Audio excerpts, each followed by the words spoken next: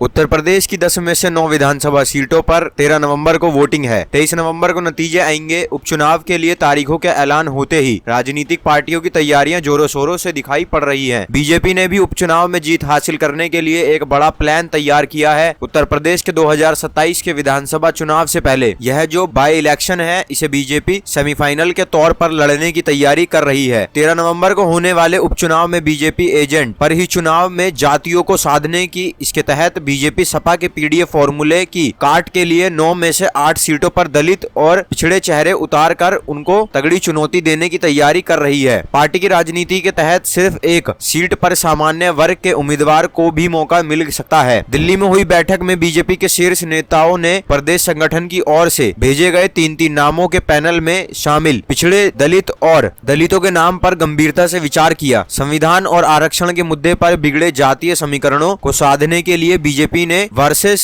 हिंदुत्व के एजेंडे का इस्तेमाल किया। कहा यह जा रहा है कि हरियाणा में जम्मू कश्मीर के चुनाव परिणाम से मिले बूस्टर डोज का फायदा बीजेपी बाई इलेक्शन यूपी के उपचुनाव में उठाएगी। पार्टी का यह भी मानना है कि हिंदुत्व के फॉर्मूले से जातीय समीकरण साधने से उसे मदद मिलेगी। बीजेपी का केंद्रीय और प्रदेश नेतृत्व यूपी की 9 विधानसभा सीटों के लिए नवंबर में होने वाले उपचुनाव में हिंदुत्व के साथ राष्ट्रवाद के फॉर्मूले का परीक्षण करेगा। अगर सफलता मिलती है तो 2027 के विधानसभा चुनाव के लिए इसी आधार पर राजनीति बनेगी। दरअसल लोकसभा चुनाव में सीटें कम आने से जनता में फैले भ्रम को दूर करने के लिए बीजेपी उपचुनाव के जरिए इंडिया गठबंधन को तगड़ा पटकने चाहती है। पार्टी नेतृत्व की पूरी कोशिश है कि उपचुनाव में 100% परिणाम बीजेपी के पक्ष में आए, इसलिए पार्टी खास रणनीति बना रही है और इसके तहत सामान्य सीटों पर वह पिछड़े और दलितों का दिल जीतने की भी इस वर्ग की कैसे बातें सुनी जाए और इस वर्ग के लोगों को कैसे मैदान में लाया जाए, उसकी तैयारी है। सूत्र कहते हैं कि विधानसभा चुनाव वाले राज्यों के लिए प्रत्याशी तय करने के लिए हुई केंद्रीय चुनाव समिति की बैठक में यूपी के उपचुनाव के लिए भी प्रत्याशियों के नाम की चर्चा हो चुकी है। सूत्रों का कहना है कि राजनीतिकारियों ने बीजेपी के नेतृत्व को सपा के पीडीएफ फॉर्मूले की काट के लिए हर सीट के जातीय समीकरण को साधते हुए प्रत्याशी उतारने की सलाह दी है और माना यह भी जा रहा है कि इस सलाह के आधार पर पार्टी से प्रत्याशी तय किए जाएंगे। पिछड़े दलितों को मौका ज्यादा मिलेगा। दावा यह भी है कि उत्तर प्रदेश में 9 सीटों पर घोषित हुए उपचुनाव के लिए बीजेपी ने अपनी जमीन पूरी तरह से तैयार कर ली है। सभी सीटों का सर्वे पूरा हो चुका है। चुनावी तैयारियों के मद्देनजर हर सीट के प्रभारी तय हो चुके हैं। प्रत्याशियों के चयन की प्रक्रिया भी लगभग पूरी है। माना यह भी जा रहा है कि अब चुनाव घोषित हो गए हैं तो इसी हफ्ते प्रत्याशियों की भी घोषणा हो सकती है। इससे पहले समाजवादी पार्टी ने 7 उम्मीदवारों के नाम का ऐलान कर दिया था। ऐसे में बीजेपी अब उम्मीदवारों के नाम के ऐलान की तैयारी में है। बीजेपी की ओर से उपचुनाव की कमान खुद सीएम योगी संभाल रहे हैं। बहुत सारी सीटों पर अपने हिसाब से वह काम कर रहे हैं। उपचुनाव वाली सभी सीटों पर 2 से 3 बार का दावा किया जा रहा है। कुछ सीटों पर तो 3-4 बार जा चुके सीएम ने खुद उपचुनाव वाली सीटों पर जाकर जमीनी हकीकत जानी है।